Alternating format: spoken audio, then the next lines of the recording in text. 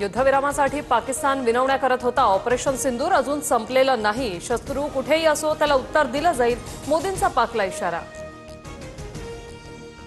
BSF कडून 118 पाकिस्तानी चौक्या उद्ध्वस्त। पाकिस्तानला सावरण्यासाठी अनेक वर्ष लागतील, अमित शहांची माहिती।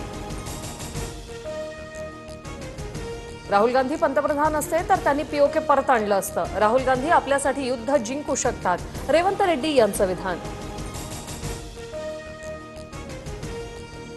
सिंधू पाणी करार आमच्यासाठी लक्ष्मण रेखा।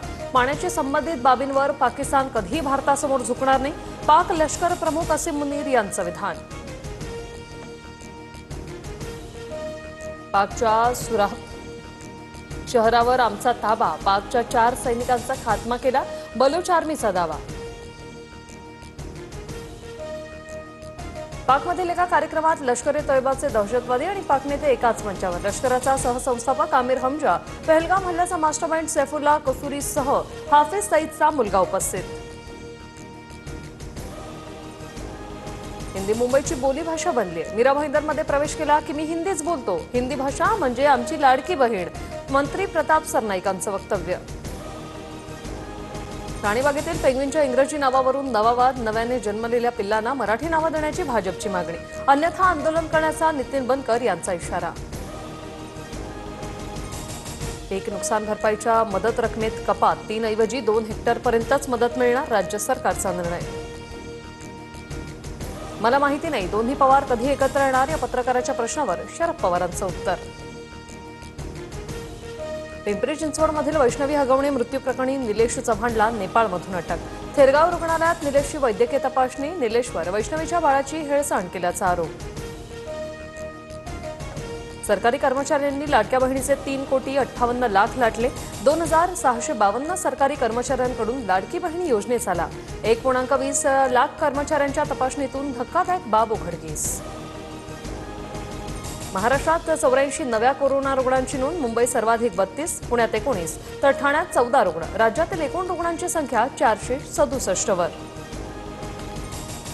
कोस्टल रोडच्या अखेरच्या टप्प्यातील भुयारी मार्गाचं काम पूर्ण, सकाळी 7 ते रात्री 12 पर्यंत 4 चाकी वाहनं आणि प्रवासी बससाठी मार्ग खुला राहणार।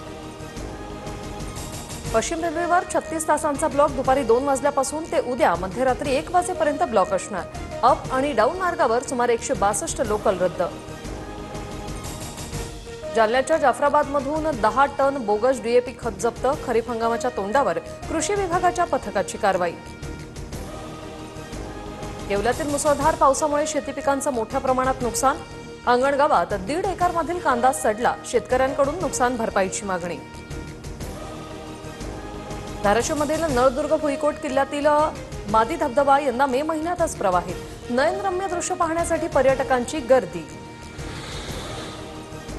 पुढील काही दिवस राज्यात पावसाचा जोर कमी राहणार, 12 जून नंतर पाऊस सक्रिय होण्याचा अंदाज।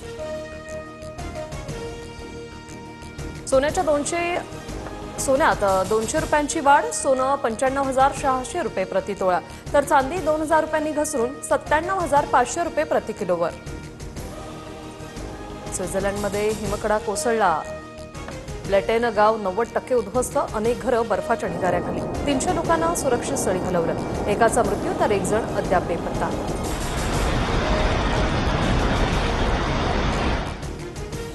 एलिमिनेटर सामन्यात मुंबईचा गुजरातवर 20 धावांनी विजय, रोहित शर्माची 81 धावांची दमदार खेळी। क्वालिफायर 2 मध्ये आता मुंबई विरुद्ध पंजाबची लढत।